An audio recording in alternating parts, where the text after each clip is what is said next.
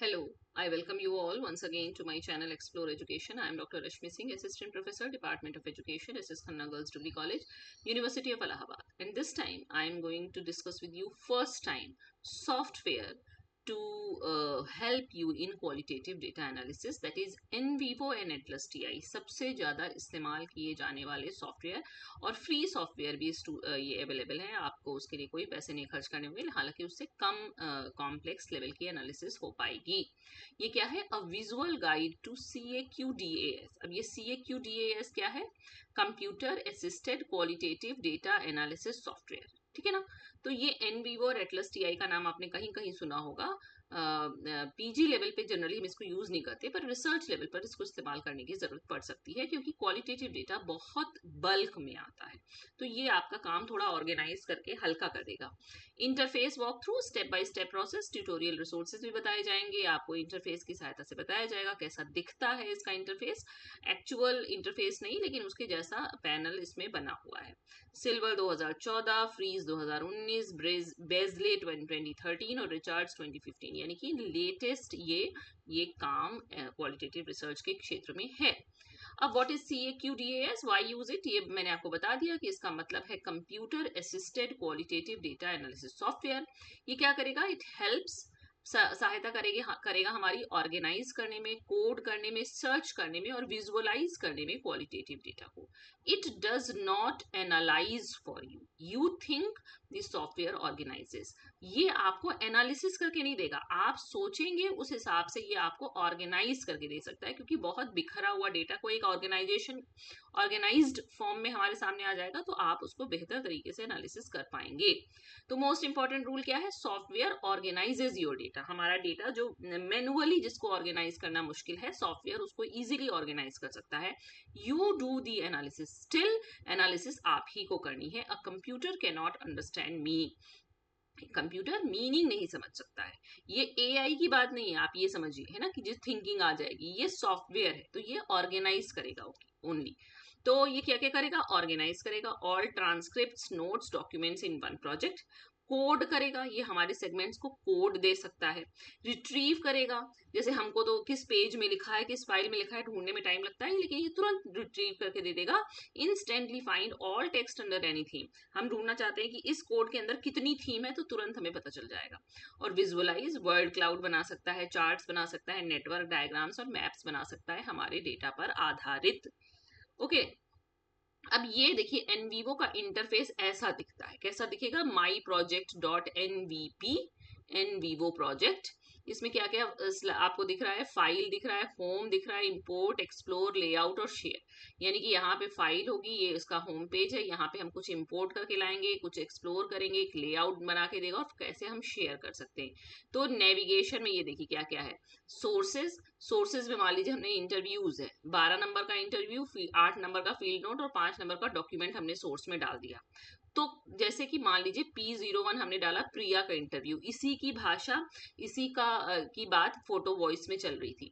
अब इंटरव्यूअर क्या पूछ रहा है? Tell me about your experience in college, college में अपने अनुभव के बारे में बताओ। तो प्रिया बता रही है, जब पहली बार कॉलेज आई थी सब कुछ नया था, घर से दूर रहना बहुत मुश्किल था। तो इसने कोड दे दिया, देखिए इसने क्या कोड दिया? Home sickness. फिर पापा को नहीं बताया कि फॉर्म निकला, बाद में बताया जब सिलेक्शन हो गया, ये मैंने आपसे पिछले वीडियो में भी डिस्कस किया था। तो इसने कोड क्या दिया इसको? साइलेंट परसिस्टेंस या फैमिली डायनेमिक्स। यहाँ ट्रांजिशन का चैलेंज, भाई घर से पहली बार निकली तो ट्रांजिशन उसकी जिंदगी में आया, तो होम सिकनेस उसने फील किया। साइलेंट रूप से वो परसिस्ट कर रही थी, तो फैमिली डायनेमिक्स यहाँ से समझ में आ रही है। मैं चुप रहती थी, कोई आर्ग्यूमेंट नहीं करती थी, कोड मिला कोपिंग स्ट्रेटेजी, यानी कि चुप रहना ही उसकी स्ट्रेटेजी है कोप अप करने की, ये भी साइलेंट परसिस्टेंस। बस पढ़ती रहती थी, यही मेरा जवाब था। ओके, तो कोर्ट्स पैनल इसने क्या निकाल के दिए? बैरियर, इसने कहा कि फैमिली ऑपोजिशन है, फाइनेंशियल इश्यूज भी है, डिस्टेंस भी है। कोपिंग कैसे कर रही है वो? सेल्फ साइलेंट परसिस्टेंस है, उसको पीयर का सपोर्ट भी है, सेल्फ मोटिवेशन भी है। आइडेंटिटी, फर्स्ट जनरेशन स्टूडेंट, पहली बार कॉलेज आई ना, जेंडर रोल भी समझ में आ रहा है, और सपोर्ट उसको स्कॉलरशिप का है, मेंटर का है, कॉलेज का है। मतलब ये इंटरव्यू से इसने निकाल के दिया, ये कोड बनाया, ये कोड का पैनल। कोड देखिए क्या क्या बने? बैरियर बना, कोपिंग बना, सपोर्ट बना। केसेस क्या है? प्रिया, सुनीता, रेनू, कोई भी एग्जाम्पल हो सकता है। और मेमोज उसने कौन से बनाए? थेरेटिकल और कोड मेमोज, है ना।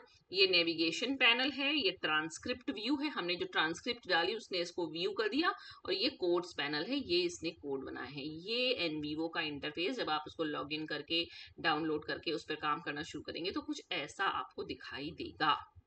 ओके, देन एनवीओ में कैसे आप how to code a transcript step by step कैसे चलते हैं। सबसे पहले हम सोर्स फाइल खोलते हैं, open source file, double click transcript in sources panel, it opens in centre view. जब हम डबल क्लिक करेंगे ट्रांसक्रिप्ट को सोर्सेस पैनल में तो ये सेंटर व्यू में खुल जाएगी।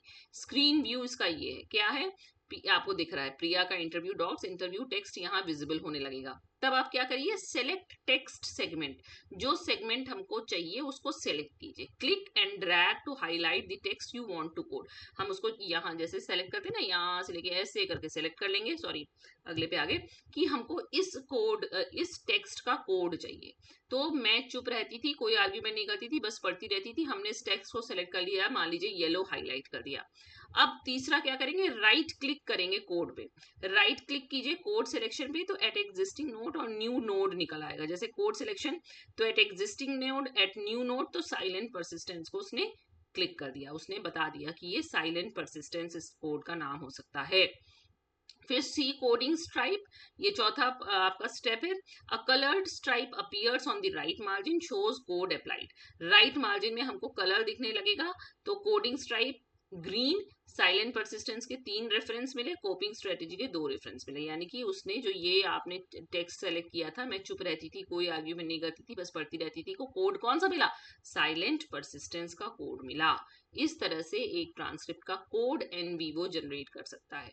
सोर्स फाइल से निकालिए इंटरव्यू, इंटरव्यू से टेक्स्ट को सेलेक्ट कीजिए, टेक्स्ट को सेलेक्ट करके राइट क्लिक कीजिए कोड पे, तो वो कोड आ जाएगा। और फिर कोडिंग की स्ट्राइप का कलर देख लीजिए, coloured stripe appears on the right margin, right margin पे आपको कलर्ड स्ट्राइप दिखती है। ओके, देन आया एटलस टीआई। एटलस टीआई का इंटरफेस ऐसे दिखता है, देखिए एटलस टीआई 24 और QR qualitative research underscore project underscore Atlas प्रोज, प्रोजेक्ट का प्रोज है। तो प्रोजेक्ट है, डॉक्यूमेंट्स हैं, कोटेशंस हैं, कोड्स हैं, मेमोज हैं, नेटवर्क्स है और एनालिसिस है। अब इसमें क्या है, डॉक्यूमेंट्स मान लीजिए आपने इतने डाल दिए, इतने आपने इंटरव्यू डाल दिए, FGD का सेशन डाल दिया, फोटो डाल दी, ऑडियो डाल दिया। अब प्रिया के डॉक्यूमेंट को ओपन कीजिए, इंटरव्यूअर टेल, ये भी है ना कि tell me about your experience, जब पहली बार कॉलेज आई थी सब नया था, तो सब कुछ नया था, घर से दूर रहना बहुत मुश्किल था मुझे, और घर वाले क्या कहते थे, पापा को नहीं बताया जब फॉर्म आए, मतलब ये क्यों, मैं चुप रहती थी, कोई आर्ग्यूमेंट नहीं, बस पढ़ती रहती थी, यही मेरा जवाब। क्या ये स्ट्रेटेजी काम करती थी प्रिया, हाँ धीरे धीरे, मतलब ये पूरा डॉक्यूमेंट इसने खोल दिया है। अब कोड मैनेजर ने क्या कहा, देखिए कह रहा है साइलेंट परसिस्टेंस है, फैमिली ऑपोजिशन है, ट्रांजिशन का चैलेंज है, पीयर का सपोर्ट है, फाइनेंशियल बैरियर भी है, सेल्फ मोटिवेशन भी है, जेंडर रोल्स भी है, फर्स्ट जेन आइडेंटिटी, ये उसने नंबर बताया। 12 जगह उसको साइलेंट परसिस्टेंस दिख रहा है, 9 जगह ये, तो ऐसे ही पता चल जाएगा आपको कि कौन सा कोड ज्यादा हावी है, यानी साइलेंट परसिस्टेंस और फर्स्ट जेन आइडेंटिटी जो है मोस्ट पावरफुल कोड के रूप में उभर कर आ रहा है, ये आपको एटलस टीआई बता रहा है। तो दोनों ही क्वालिटेटिव रिसर्च की एनालिसिस में के लिए फ्री सॉफ्टवेयर अवेलेबल हैं, आप अपने सिस्टम पर इसको यूज करके देख सकते हैं। अब एटलस टीआई नेटवर्क व्यू ये थ्योरी विजुअलाइज करता है, देखिए इससे थ्योरी इमर्ज हो रही है, जैसे साइलेंट परसिस्टेंस कोर कैटेगरी है क्योंकि यही सबसे ज्यादा बार कोड हुई है। अब silent persistence family opposition is caused by, यानी कि इसका कारण क्या है, family opposition. Is intensified by, क्यों और बढ़ गया है, क्योंकि फाइनेंशियल बैरियर है। इज शेप्ड बाय, इसको आकार कैसे मिल रहा है, क्योंकि जेंडर रोल का डिस्क्रिमिनेशन है। लीड्स टू, अगर साइलेंट परसिस्टेंस आगे बढ़ेगा तो वो ड्रॉप आउट का रिस्क भी हो सकता है। लीड्स टू इफ प्रेजेंट रहेगा तो एकेडमिक सक्सेस भी हो सकती है। फिर इज मॉडरेटेड बाई, लेकिन पीयर सपोर्ट भी है उसके पास, और सस्टेन्ड बाई, किस वजह से वो सस्टेन कर पा रही है, उसके पास सेल्फ मोटिवेशन, यानी कि एक कैटेगरी से सारे रिलेशनशिप, सारे कैटेगरी को एक, देखिए ये कोर कैटेगरी है, ये सब उसकी सब कैटेगरीज हैं, और उनसे जोड़ते हुए एक थ्योरी का विजुअलाइजेशन, यानी कि आपको थ्योरी दिख रही है कि हाँ फर्स्ट जनरेशन स्टूडेंट की लाइफ में साइलेंट परसिस्टेंस एक कोर कैटेगरी है जिसमें इतनी भूमिकाएं काम कर रही हैं, फैमिली ऑपोजिशन है, पैसे की दिक्कत है, जेंडर भी है, वो लड़की है, ड्रॉप आउट का रिस्क भी है उसके पास, एकेडमिक सक्सेस भी लेकिन अगर उसको मिल सकती है अगर वो इसी तरह से काम करती रही हो, पढ़ती रही तो, लेकिन उसके पास सेल्फ मोटिवेशन भी है, पीयर का सपोर्ट भी है। तो ये कोर कैटेगरी के लिए रेड, कॉजल कंडीशन के लिए ब्लू, मॉडरेटिंग या कॉन्सिक्वेंसेस के लिए ग्रीन, कंटेक्चुअल के लिए इसने बनाया नहीं, आउटकम के लिए। इस तरीके से आप एक थ्योरी बिल्डर व्यू, मतलब थ्योरी बिल्ड कर सकता है एटलस टीआई। अब दोनों का क्विक कंपैरिजन देख लीजिए कि एनवीवो किसके लिए इस्तेमाल किया जाता है, best known for large projects, mixed method और सर्वेज, जबकि एटलस टीआई ग्राउंडेड थ्योरी में ज्यादा यूज किया जाता है नेटवर्क विजुअलाइजेशन के लिए, क्योंकि हमको थ्योरी का विजुअलाइजेशन देखना है। इंटरफेस इसका स्ट्रक्चर्ड है, टेबुलर है, एक्सेल फेमिलियर है, जबकि इसका जो इंटरफेस है वो विजुअल है, फ्लेक्सिबल है और नेटवर्क फोकस्ड है। इसमें कोडिंग यूनिट नोड्स के रूप में मिलती है, यहाँ कोडिंग यूनिट कोटेशंस और कोड्स के रूप में मिलती है। थ्योरी बिल्डिंग इसका गुड है, मेमो सिस्टम स्ट्रॉन्ग है, पर एटलस टीआई चूंकि थ्योरी में ही यूज होता है इसलिए एक्सीलेंट है। नेटवर्क व्यू इसका सेंट्रल फीचर है। मिक्स मेथड में ये स्ट्रॉन्ग ज्यादा बढ़िया है, लेकिन एटलस टीआई लेस डेवलप्ड है मिक्स मेथड में। एआई असिस्टेंस इसका लिमिटेड है, लेकिन AI coding suggestions Atlas TI के पास है। Free student access, time limited trial है इसका, और इसका फ्री है। वन प्रोजेक्ट में कोई टाइम लिमिट नहीं है, लेकिन ये तो आपको बताएगा कि अब आपका टाइम लिमिट कंप्लीट हो गया, अब आप इसको अपग्रेड कर लीजिए, आप इस इतने पैसे पे कर दीजिए, या इस तरह से। Best for India, if institute has licence institution तो एनवीवो बढ़िया है, और फ्री स्टूडेंट वर्जन इसका रिकमेंड किया जाता है एटलस टीआई का। Recommendation for Indian PG or PhD students, start with Atlas TI free student version.